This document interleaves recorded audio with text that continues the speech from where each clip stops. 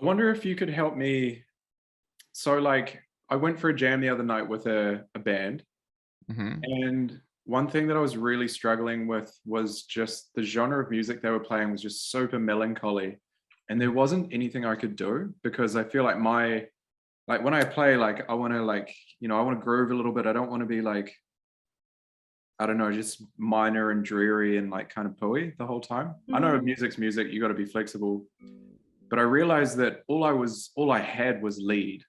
Right. Like this isn't particularly useful in this situation because you can't just have lead all the time. So in terms of balance, like, yep, I've got the vertical stack and I'm learning the notes and these things are all going to feed into the other things. But say triads and stuff, what's your approach to learning triads? And how could I make a meaningful practice by adding triads in? The thing to keep in mind with all of this stuff, like once we kind of start getting into more advanced concepts, is that it's all just music. There's not like lead playing guitar and then like rhythm guitar. Like there's not, we don't learn guitar differently for these applications. We apply our understanding of music in different ways in different applications. Do you know what I mean? Yeah. So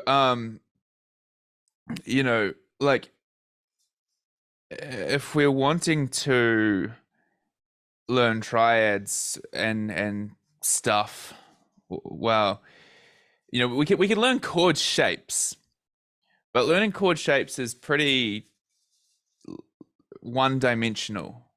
Well, that's what I can do now already. Like, say I want to do. That's my issue. Well, that's one of my issues. Is like, I don't know if you can see. So like I know that I can go. What is?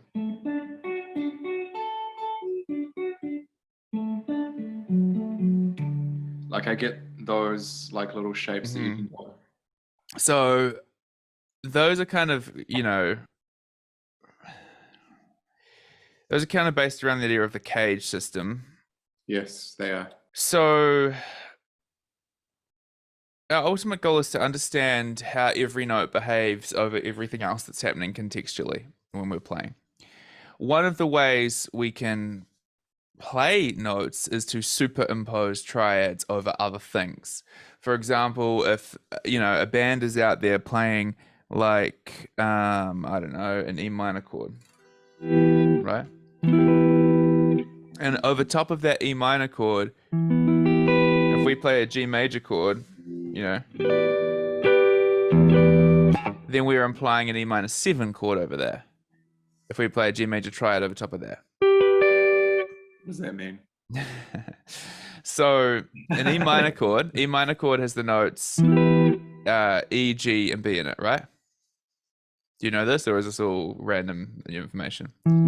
Okay, well it does. And so a G major triad has the notes. Yeah. A chord is comprised of 3 notes. A 1 minimum, 3 notes minimum. 5. 3 notes minimum. A triad is composed of a 1 3 5. A 7th chord is a 1 3 5 7, and then we can continue to build from there. And a minor 7th would be 1 3 5. 1 flat 3 5 flat 7. 1 flat 3 5 flat 7. Okay. Yeah.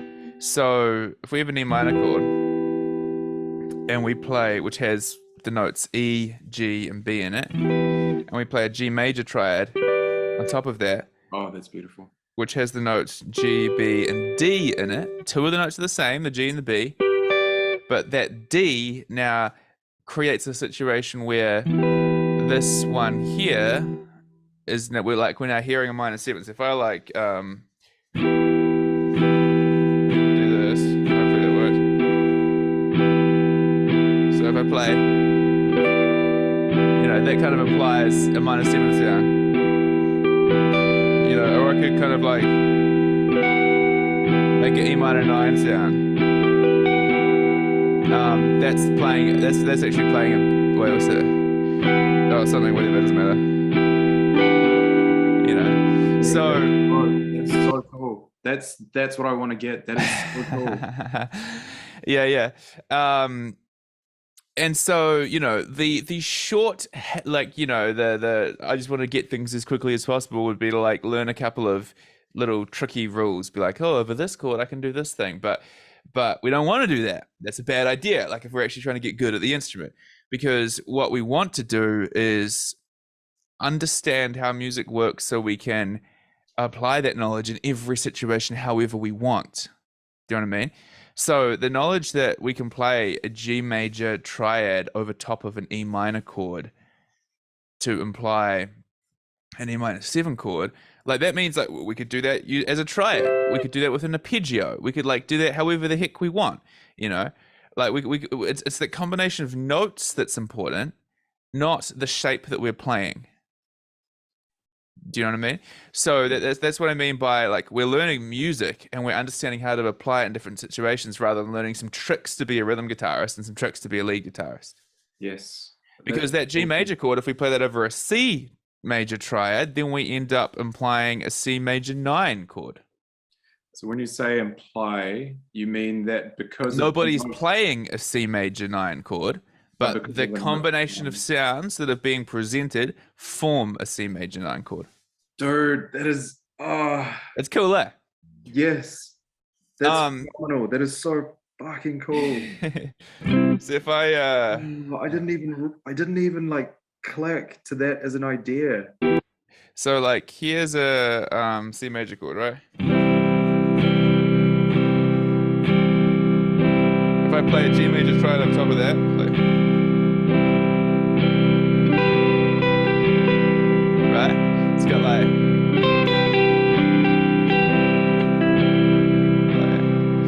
there's your CCM music right there.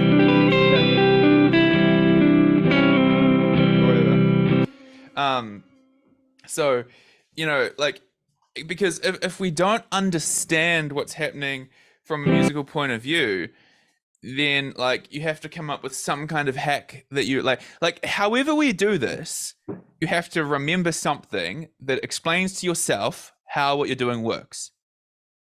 So you can either kind of learn it thoroughly and properly so that you have an extensive understanding and can use the knowledge in whatever situation you like, however you like, or you can come up with however many little tricks and hacks you need to kind of, you know, craft some kind of like hodgepodge situation of this is what it is, right? Yeah. So like that one that I just did then, you know, you might be like, okay, over the C chord, I can play this G. That sounds really nice, but then you're limited to kind of this position. You're limited to your, however you've understood G to be related to C and the fact that it works. You're like, oh, that sounds kind of all right, but like you don't have much beyond that. But if you kind of understand how music works, you're like, when I play a G major triad over a C chord, the additional notes that I am adding to that first sound are the 7th scale degree and the 9th scale degree, which implies a major 9 sound. And then we can do that with any G chord. We can target those notes however the heck we like, especially if we've learned the notes on the fretboard, because we can play them anywhere, you know? But that's what I mean about it's not us learning rhythm guitar or lead guitar. It's us understanding how music works, and then we can present that however we like, whether it's kind of an arpeggio, whether it's kind of a chord shape. Like it's all just music. There's not different parts to it. What I want you to do is learn the notes on the fretboard. I assume you're confident with all of your open chords and your basic bar chord shapes and whatnot. Yes. Great. I want you to forget everything about cage, because you know how I feel about cage. Continue working on the pentatonic vertical stack stuff, because what we want to end up doing is moving on to the major scale vertical stack stuff, which is when we can start incorporating a knowledge of triads. Because what we don't want to do is just learn a whole bunch of random triad shapes and not understand how they connect to like our method of understanding the fretboard, right? Because otherwise we've got the lead guitar tricks on one side and the rhythm guitar tricks on the other side. But that's not how guitar works. That's how guitar is thought to work if you don't understand how music works. Yes. You know, so we can't really connect triads properly to our understanding of the fretboard until we've started doing the major scale vertical stacks. What we can do in the meantime is start recognizing triad shapes on the fretboard, which is focusing on our physical understanding of them. So once you kind of get past the whole just randomly learning the notes part of the course on learning the notes on the fretboard, there's a whole lot of exercises that kind of are based around triads and stuff. But what we want to kind of do, we'll just kind of talk about it briefly, and then you can start messing with this idea if you like. There are 3 ways we can play a triad on every string set. So, do you understand what an inversion is? So an inversion would be like, this is the first inversion of D. I can't see what you're doing. And then we go, what would it be like? Is that it? No, I can't see what you're doing. No, that's a G, I think. That's a G here. No, I don't know. An inversion is when we take the notes in a chord and put them in a different order. Yep. So if we've got a C major triad here, the order I'm playing the notes in is C, E, G. It's a C major root position triad. If we put an E in the bass, that's a C major first inversion triad. E, C, G. Sorry, E, G, C. So we've got here, this is a C. Yep. We've got our C major. And you're saying that's first inversion. That's root position. Root position. Yep. And then first inversion is putting the C. First inversion is having the E in the bass. And then that would be here. So going E, G, C. Cool, gotcha. So. And second inversion is putting the G in the bass, so going G, C, E. Okay. So that's an inversion, okay? We have talked about how the B string behaves. So here's the thing, right? There are 4 string sets of 3 strings. And there are 3 inversions, which means there are 12 possible chords we can play, okay? Yeah. But here's the thing. They're the same on every string set. Watch closely. This is a second inversion C major chord, okay? This is a second inversion C major chord. Same shape, exactly the same, literally the same. Gotcha, because that's the G here. Yes. This here is also the same chord. G, C, E. Now notice that I'm using a physically different shape. Because of the B string. Because this is what the shape we were using was, but this one's on the B string, so we have to slide it up a fret, and then it just becomes easier to play it with one finger. I get it. But it's the same shape, okay? And look, final one. This is like, most people would think, oh, that's a D chord. It's like, well, no, a D chord just happens to be a second inversion triad. Like, this shape here, G, C, E, same shape. G, C, E, G, C, E, G, C, E. Like, same shape. Because these 2 fingers now have stepped up onto the B string. If we moved both of these down, we'd end up with the original shape we had. Yes, man. So there are 12 shapes, but there's actually only 3 shapes if we understand how the B string interrupts things. Yes. Okay, gorgeous. This is amazing. This is super cool. And so what you could start doing now, just to kind of build some like mechanical understanding, so physical understanding, is just practicing going, C, like, and as you're playing it, recognize the G, C, E. Even if you haven't got real confident with those notes yet, just kind of recognize them for that, because G, C, E, G, C, E, G, C, E, G, C, E. And don't just get into the habit of just saying them as you play them. Actually notice G, C. Oh, hello, that's the B string, like make a point of noticing what you're doing. And then root position, like 1, 3, 5, C, E, G, right? Same thing here, because we haven't hit the B string yet. But when we do hit the B string, oh, we got to move that up a fret. Now it becomes easier to play it like that, but it's the same shape, right? Do it here. Again, it looks physically different, but because we understand how the B string works, it's the same shape. So then we end up with the 4 places we can play that shape. Again, identical shapes. And then first inversion. E, G, C. That's the one you played up here before. Identical shape here. Different shape because we've hit the B string now, but we understand that it's the same thing, right? And then here. So now we've got 1, 2, 3, 4. So that's just 3 shapes, man. That's just 3 shapes. But what we're doing is using our knowledge of how the fretboard actually works to play them in like 12 places. See, like, it's that simple thing. Like, if we don't know the notes on the fretboard and we don't understand how the B string works, this seems like a massive task because we're like, oh my gosh, there are like 12 shapes that we have to learn because they don't all look the same. In fact, 50% of them look radically different because the B string behaves in a different way on 2 out of the 4 different string sets. You know? Amazing. And if you have like kind of a beginner knowledge of, oh, this is a D chord, you're out there trying to connect your knowledge of that being a D chord somehow to like this other thing that you're doing. But it's like the fact that we learned that shape originally and that we call it the D shape, like that's colloquial. That's not music theory. You know? Music theory is that this is a second inversion triad. That actually happens to be how we play the D open chord when we add an open D in the bass. Like, that's music theory. We call it the D shape because it's colloquially known as the D shape. Like, when we talk about the D shape, that's what we mean. But like, it's just a triad. You know, if we play it here, it's a C chord. If we play it here, it's a G chord. Because those are the notes that we're playing. See there?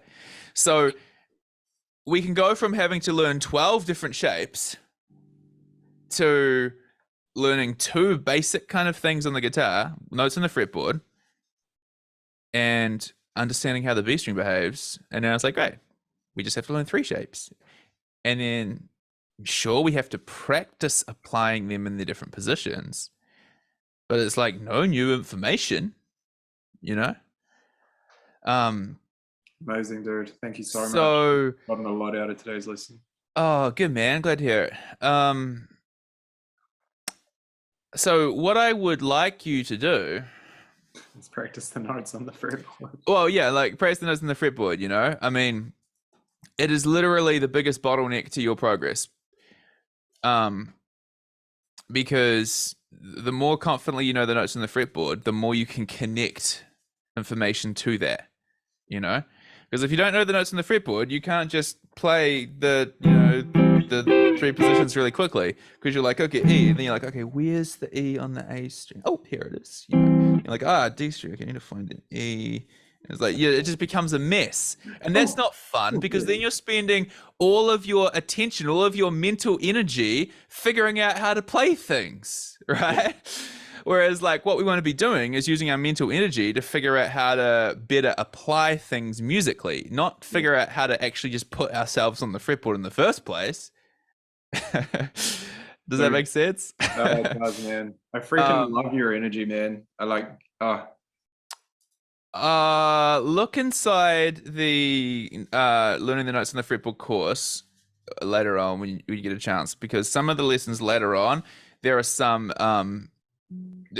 all of the triads we talked about are there, not laid out in the way I told you to practice them. I told you to kind of just go second inversion,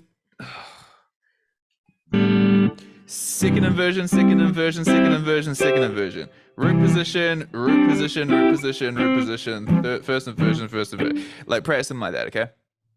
They're not laid out that way on the course. They're all laid out on a single string set. Okay. But you can look at that and be like, I know how to apply these on the different ones. Yeah, and so for now, all you're doing is getting used to the mechanics of it. Like, it's not going to be immensely useful for you right now.